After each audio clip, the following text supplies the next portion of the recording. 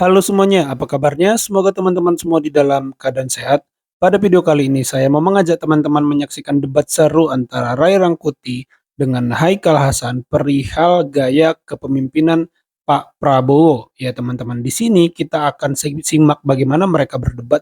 Apakah Pak Prabowo ini sebenarnya lebih cenderung pada keberlanjutan atau pada perubahan gitu ya teman-teman. Kalau saya sendiri sih sebenarnya sedari awal menganggap Pak Prabowo ini sebenarnya tidak identik dengan Pak Jokowi ya teman-teman. Itu dimulai dari misalnya programnya lebih ke sumber daya manusia, itu makan siang gratis. Sementara dulu Pak Jokowi itu misalnya poros maritim ya gitu teman-teman. Jadi kalau Pak Jokowi itu lebih ke infrastruktur ya teman-teman. Kalau Pak Prabowo saya lihat lebih ke sumber daya manusia ya teman-teman. Itu kalau sekilas pandangan saya.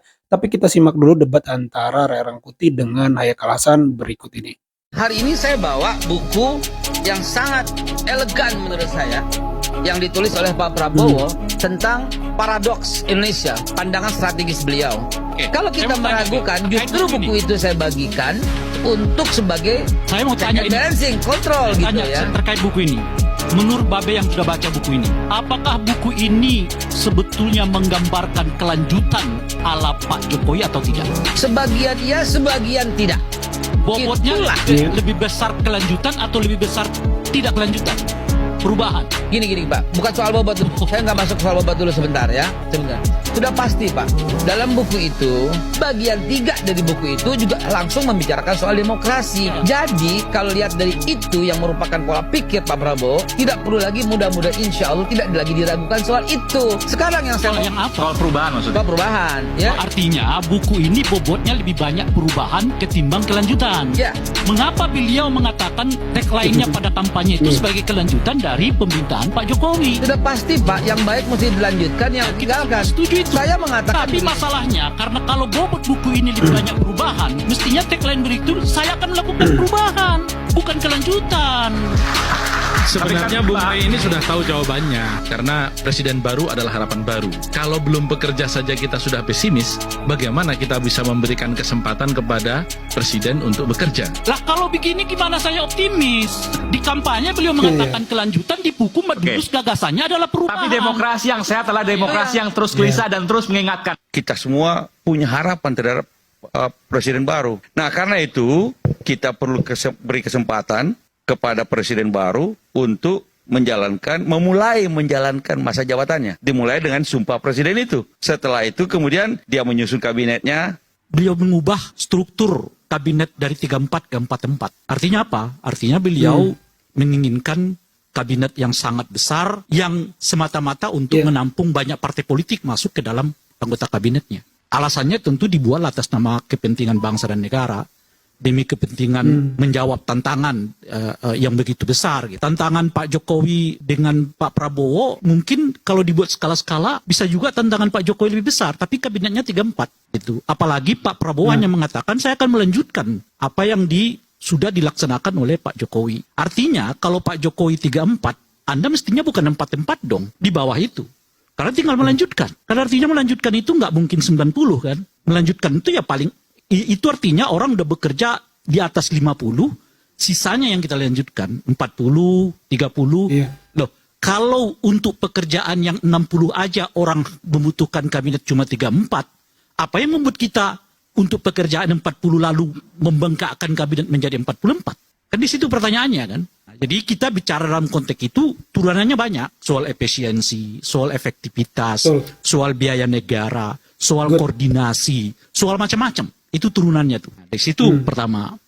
Nah yang kedua adalah soal kata kelanjutan. Pak Prabowo belum memperlihatkan sebetulnya kepada kita yang dilanjutkan dari Pak Jokowi ini apa. Apakah Pak Jokowi, Pak Prabowo mau melanjutkan indeks kebebasan berpendapat kita yang turun? Apakah Pak Prabowo mau melanjutkan perhatian terhadap hak asasi manusia yang turun? Apakah Pak Prabowo mau melanjutkan penegakan hukum terhadap korupsi, kolusi, dan nepotisme juga menurun, mau dilanjutkan oleh Pak Prabowo, dan sebagainya. Di luar ekonomi, karena itu bukan wilayah saya. Tapi hampir semua indikator demokrasi kita, itu trennya menurun di era Pak Jokowi. Khususnya 5 tahun terakhir menjelang Pak Jokowi itu lengser. Apa itu juga mau dilanjutkan oleh Pak Prabowo? Dan sampai sekarang kita belum mendengar penjelasan Pak Prabowo misalnya, saya akan revisi lagi Undang-Undang KPK. Masa 8 bulan baru hari ini kembali melakukan OTT? Kan nggak masuk akal kita. 8 bulan off. Ya kan? Baru kali ini lagi melakukan OTT yang kalsel itu. 8 bulan ini kerjanya KPK hanya ribut soal internal mereka. Pimpinan KPK yang dipersoalkan secara etik, anggotanya dipersoalkan secara etik, macam-macam dan seterusnya itu. Ini jelas efek dari revisi Undang-Undang KPK. Oleh karena itu saya Pak Prabowo harus mengatakan kalau saya jadi presiden, saya akan revisi lagi Undang-Undang KPK. Setidaknya kita kembalikan kepada undang-undang yang sebelum revisi ini. Contoh itu misalnya, sebagai contoh tuh, untuk mengatakan bahwa pemberantasan korupsi nggak akan saya lanjutkan, di mana trennya di era Pak Jokowi itu menurun, di era saya harus naik. Kebebasan berpendapat harus naik. Nggak ada lagi cerita preman-preman datang membubarkan diskusi gitu dan seterusnya itu. Membubarkan Prof. Refli. Iya, itu melukai kita gitu. Nah, kalau tadi misalnya jelaskan Pak Prabowo tampil apa adanya, ya oke lah, bagus lah, karena selama 10 tahun ini kita terpesona dengan orang yang bajunya harganya 200.000, sepatu 150.000 katanya ya, celana 300.000, total di badannya cuma 500-600.000, sederhana banget penampilan, hasrat berkuasanya gede banget. Sampai dorong anaknya jadi wali kota, dorong menantunya jadi wali kota, sekarang dorong anaknya jadi calon wakil presiden. Jadi bajunya sederhana, celana sederhana, sepatu sederhana, kaos kakinya sederhana, tampilannya memang lugu. Hasrat berkuasanya kita nggak tahan gitu loh. Gede banget, lebih gede dari saya pikir dari siapapun di Republik ini gitu. Karena tidak pernah kita menemukan presiden yang saat ia berkuasa, seluruh keluarganya juga ikut berkuasa. Di mana ada ceritanya Republik ini? Ada ceritanya sekarang ini di eranya Pak Jokowi, di ujung kekuasaannya. Nah, apakah ini juga mau dilanjutkan oleh Pak Prabowo? Tradisi ya memberi kekuasaan kepada keluarganya. Nanti kita lihat di susunan kabinet. Apakah ponakannya ikut? Misalnya gitu ya. Apakah saudara-saudaranya ikut? Ya kan? Apakah ininya ikut gitu? Nah, itu yang kedua tuh. Nah, yang ketiga, pandangan dirinya terhadap moral demokrasi. Bagi saya ini penting. Kenapa? Karena di era Pak Jokowi ini selalu orang berlindung di bawah aturan. Padahal aturan yang dilipat-lipat. Gitu kira-kira. Bahkan ada ketua partai yang kita dengar hari ini berpidato kan. Aturan, kita harus menang. Jangan melanggar aturan. Tapi kalau nggak ketahuan. Kata dia. Itu artinya apa? Moral politiknya tidak ada. Mestinya yang diajarkan kepada kader-kader itu bukan melanggar. Anda memang tidak diawasi oleh saya. Tidak diawasi oleh siapapun, tapi awasi oleh hati nuranimu sendiri. Oleh karena itu, Anda jangan sekali-kali melanggar aturan apapun, sekecil apapun aturan ini. Itu yang harus disebarkan kepada Republik dari ketua partai politik. Betul. Kan sebaliknya Anda, yang kita dengarkan begitu. Itu satu modus tuh. Modus yang lain yang kita lihat adalah tujuan yang penting, cara nggak penting. Kalau ada aturan yang menghambat tujuan, aturannya kita ubah, kata dia. Kejadian tuh, syarat dari calon presiden itu wakil presiden 40 tahun. Usia anak belum sampai 40 tahun. Ubah aturannya, bukan halangi anak saya jadi wakil presiden, bukan.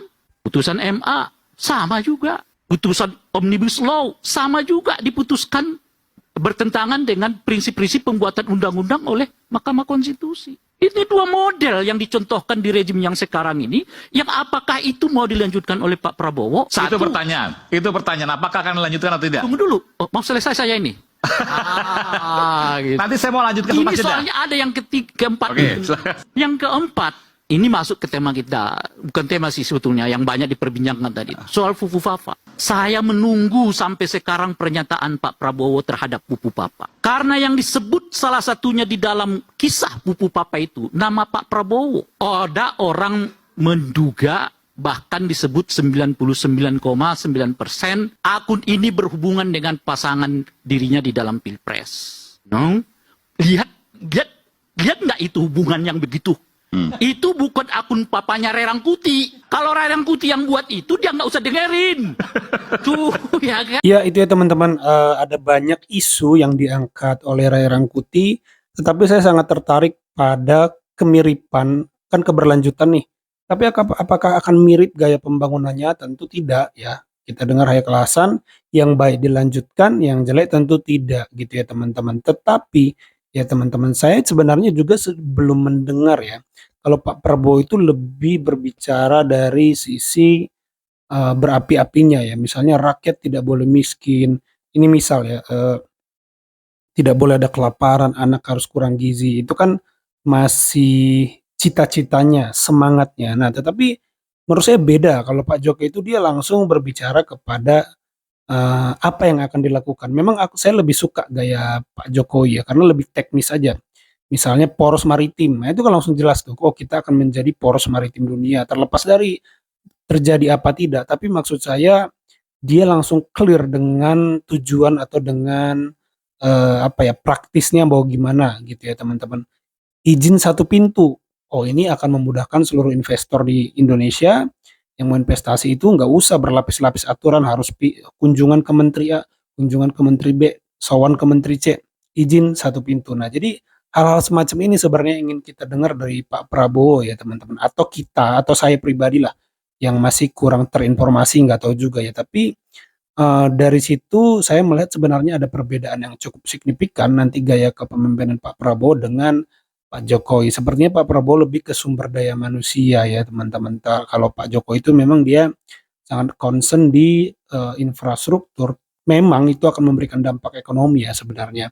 Jadi ya ini masalah gaya kepemimpinan, fokus kepemimpinan, atau bagaimana cara pemimpin itu memandang mana yang jadi prioritas dan harus dikerjakan ya teman-teman. Jadi saya pikir cukup akan berbeda kalau pendapat saya gaya kepemimpinan Pak Jokowi dan Pak Prabowo dalam hal jangka menengahnya, panjangnya, jangka pendeknya gitu. Bahkan tadi 44 menteri kata Ray Rangkuti, menurut saya ini sangat-sangat tidak efektif, efisien, belum lagi berbicara pemborosan anggaran, belum lagi berbicara korupsi lahan baru ibaratnya kan gitu kan. Jadi saya sepakat sekali dengan argumentasi Ray Rangkuti ya teman-teman. Jadi kalau memang melanjutkan ya kementerian harusnya jumlahnya tetap, bahkan kalau perlu dikurangin aja biar tidak buang-buang anggaran kan gitu ya teman-teman. Jadi saya sangat sepakat dengan Ray Rangkuti. Kalau menurut teman-teman bagaimana? Coba tulis di kolom komentar.